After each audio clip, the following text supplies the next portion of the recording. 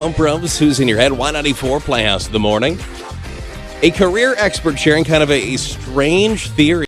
Best way to move up in your company. Maybe you can take something from it. Seems a little odd if you ask me, but that in about 10 minutes on the Playhouse. First, the Love Doctors.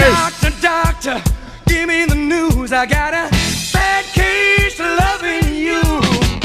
No pill's gonna cure my ill. I got a bad case of loving you. When it comes to matters of love and tenderness, you share these on the Be on the Playhouse tab at y94.com, and we'll tackle them a time or two a week here on the show. First up, Love Doctors. Love Doctors here on the Love Gurus. I have been considering divorce, but it sounds exhausting. The process sounds terrible. I know friends that have done it, and it took forever, and it just seems like a lot of work and very emotionally and financially draining.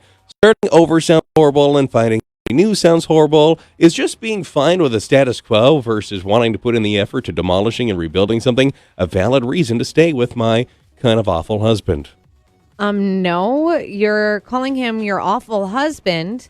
That tells you all you need to know right there, doesn't it? Exactly. Why stay with someone just because you don't want to go through the work of a divorce? If you are unhappy, get out of there. You are just going to cause more problems for yourself by trying to stay in an unhappy, unhealthy marriage. Yeah, I mean, if you're not happy, you're not happy, and you're not, doesn't sound like ever going to be happy in this scenario, and at least after all that work, you have a chance at being happy. That's true. And I think maybe right now, because you're unhappy, you think that it sounds like too much work and that you might not find someone else. But you don't need to think like that. Right now, just focus on getting out of that marriage. And then once all that has kind of cleared up, then you can focus on trying to date again and looking into that. Yeah, honestly, you got kind of the Eeyore thing going on. Yeah. I lost my tail again, but I'm not going to put it back because, well, sure enough, my tail's going to fall off again because every time I put it on, it falls off again. It is also my Dr. Phil voice. I was going to say, I don't know if it sounds too much like Eeyore. I don't know if it does it. It's just sad. Slow and sad. I'm sad. Next up, Love Doctors. Love Doctors, you're not the Love Gurus. I don't enjoy my daughter's boyfriend. How do I make them break up? She's 22 and thinks she knows everything, but I know this guy's all wrong for her. Gosh, you and Tammy earlier in the show should be friends. Is there any way to make a 22-year-old daughter break up with her boyfriend? Absolutely not. Well, unless there's like a major reason where you need to get involved. But otherwise, no, you cannot get involved. So the closest thing to a real answer for you I have, if you actually want feedback, is if you have like reasons. Legitimate, tangible reasons and examples to say, here's why I think this person is bad news. That is the only chance you have. Now, if it's something like where you can't point a pinpoint reason or you just have this feeling, you just don't like them, well, that's not going to help you much. But if you have instances of them treating your daughter bad, maybe you could have a conversation. And that is the closest thing to actual assistance I can give you.